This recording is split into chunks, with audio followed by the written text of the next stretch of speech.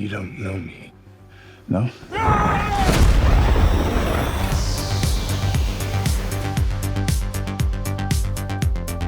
Free your mind. The Matrix Resurrections is here 18 years after the trilogy supposedly concluded, and as the title suggests, some things have been brought back to life. Directed by Lana Wachowski, the fourth film in the Matrix saga simultaneously picks up where Revolutions left off, while also acting as something of a meta reboot that leaves room for more installments. There's a lot to unpack, so follow us down this rabbit hole and we'll go over everything that went down, where it left off, and what the series could do next. But before we get to all that, I have to warn you, we are about to spoil this whole movie and what we think the future holds, so if you haven't seen it yet or don't want to know anything else, now would be the perfect time to find a phone booth before those agents catch you.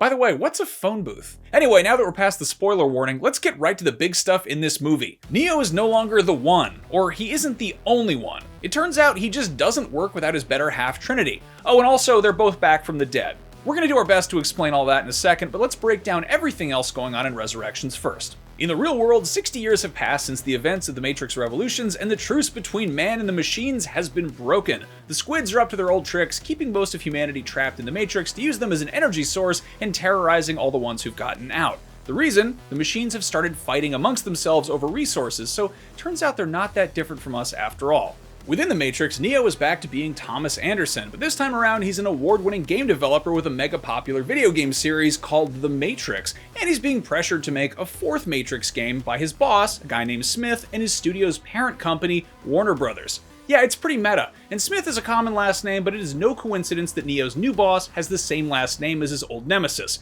We'll come back to that. Trinity is also in this Matrix, but she goes by Tiffany now, and she has a husband named Chad and some bratty kids, which kind of puts a damper on any romance with Thomas, even though she clearly feels a connection when he introduces himself down at the local coffee shop, which is still in the Matrix. Meanwhile, Morpheus is also stuck in the Matrix, but this is a different Morpheus. For starters, he's played by Yaha Abdul-Mteen II, and also, he's an agent. Or at least he is until he encounters Bugs, who's played by Jessica Henwick, who gives him the red pill. Yeah, that's right, programs can be awoken now too. You probably shouldn't shove mushrooms inside your USB ports. Anyway, Bugs and Morpheus make it their business to find Neo and wake him up, which sounds great, but if a character from a video game series that you created approached you in a public bathroom asking you to take drugs, you might question your own sanity a little bit, and that's exactly what Thomas does. No. Luckily, Thomas has been in therapy ever since he tried to jump off a building after the Game Awards, something I think we can all relate to, especially after the Imagine Dragons performance at this year's award show. Anyway, Thomas as Analyst, played by Neil Patrick Harris, is very good at keeping Thomas from questioning reality, not to mention prescribing a whole lot of blue pills that keep him nice and docile. Long story short, Bugs and Morpheus manage to free Thomas Anderson from the Matrix and bust him out of his goo-filled pod all over again, but there's another pod right next to his, and who's in it? Trinity. We'll get to how they wound up in the pods again in a second, so hang tight. There are some twists and turns here. It's a Matrix film. On board Bugs' ship, the Mnemosyne, which I'm definitely pronouncing right, Neo learns a few things. 1, some of the machines are now super chill and friendly. 2, Morpheus can manifest in meat space as a naked guy made out of ball bearings. And 3, the crew shot their one shot busting Neo out, so going back to get Trinity isn't gonna happen. Also, Neo apparently forgot all of the Matrix cheat codes that let him fly and fight 100 Agent Smiths at once, but thankfully... I still know Kung Fu. I mean, that's cool, but you used to be able to fly, dude.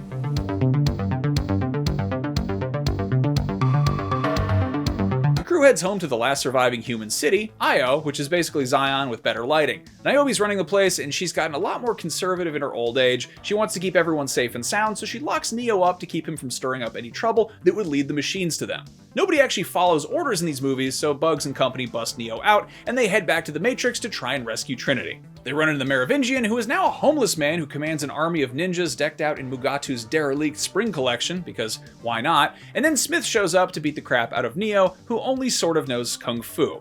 But then Neo suddenly remembers how to wall run, and he Kamehameha waves Smith through the wall, and we don't see him for a while. Neo bursts into Trinity's motorcycle garage, and just when he's about to tell her that his video games are all based on true stories and she's actually his formerly dead girlfriend who's trapped inside of a simulation, the Analyst shows up and traps Neo in super slow-mo bullet time so he can give a big fat exposition dump.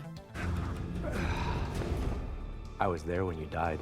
The Analyst, or rather the piece of software that's pretending to be an analyst, was there in the Machine City when Neo and Trinity died in Revolutions, and figured that because Neo is such a powerful anomaly within the Matrix, he probably also generates way more energy than your average human battery, which proves to be true. So the Analyst has Neo and Trinity's bodies remade and reinserted into the Matrix, but he quickly figures out that they're a package deal and both of them need to be hooked up at the same time for it to work properly, so he tells Neo to get back in his pod or he'll kill Trinity. Trinity, of course, doesn't hear any of this. Also, the Analyst has a new ability called Swarm Mode, which allows him to make any random human in the Matrix do his bidding, which is supposedly less work than just having the agents take over random people's bodies like they used to, but in any case, it's probably less CG.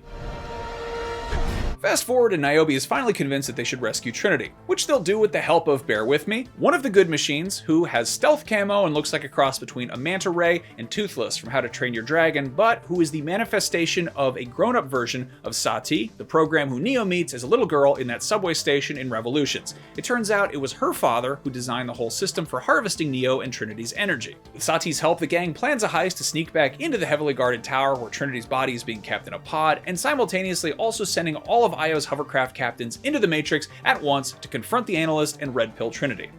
I never believed I was the one. But she did. Long story, slightly shorter, Trinity chooses Neo over Chad and there's a big fight and the good guys win, and then Smith shows up and temporarily takes out the Analyst. Bear in mind, Smith is also trapped in this Matrix, so he's got his own beef with the guy running the show.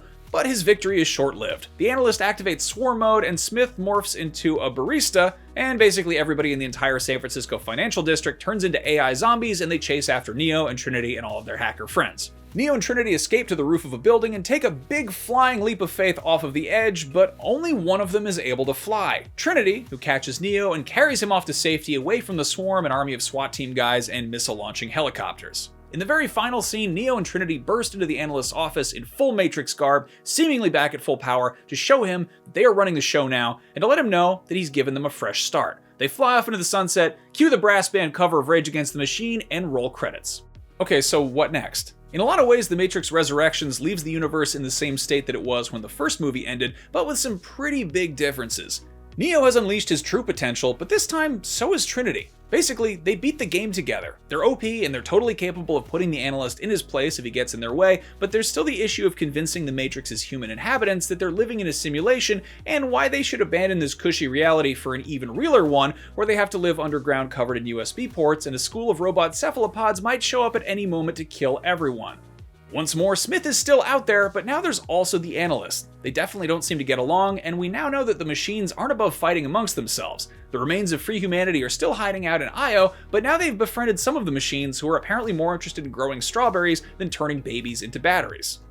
So there's no guarantee we're going to see more Matrix films, but Resurrections definitely leaves the door open for it. And while it's clearly a mainline entry in the timeline, it also functions as a somewhat literal reboot, or like when you beat a game and then reload an older save file so you can try to get a different ending, where the protagonists don't go blind or get impaled on a rebar. The post-credits scene finds some of Thomas Anderson's game dev buddies pitching a cat video idea called The Catrix, so there's probably nothing going on there. It's up to Warner Brothers how much they want to actually believe in their own buzzwords.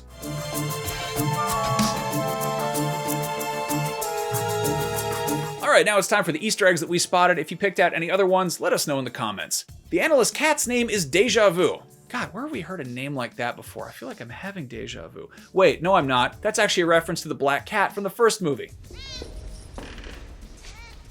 There's some fun cameos. Trinity's husband Chad might be a poor substitute for Neo, but it's not his first time replacing Keanu in The Matrix. That's Chad Stahelski, longtime stunt coordinator who went from being Keanu's stunt double to later directing him in the John Wick movies. Thomas Anderson isn't the only guy working at Deus Machina who's won some awards. Epic Games Chief Creative Officer Donald Mustard makes a brief appearance alongside John Gaeta, who's currently working at Epic but is probably better known for his Oscar-winning special effects on the Matrix movies. He just invented bullet time. No big deal. Despite saying that she's not named after the cartoon rabbit, Bugs still says his catchphrase, "What's up, Doc?" In addition to being one of Jupiter's moons and one of Zeus's mortal lovers, Io is also the middle two letters of Zion, and it could also be read as a 1 and a 0, which is one of the many binary things in Resurrections because computers. And with that, what did you make of Resurrections, and where do you want to see the Matrix go next? More importantly, what machine in your house do you think most wants to kill you, and which one do you think would be your friend? Let us know in the comments. Thanks for watching this episode of Canon Fodder. For more on The Matrix, here is the whole story leading up to Resurrections, just in case you somehow aren't 100% on every little detail of what happened in Revolutions. And remember, Follow and subscribe to IGN wherever you like to watch, or robot squids will come and get you.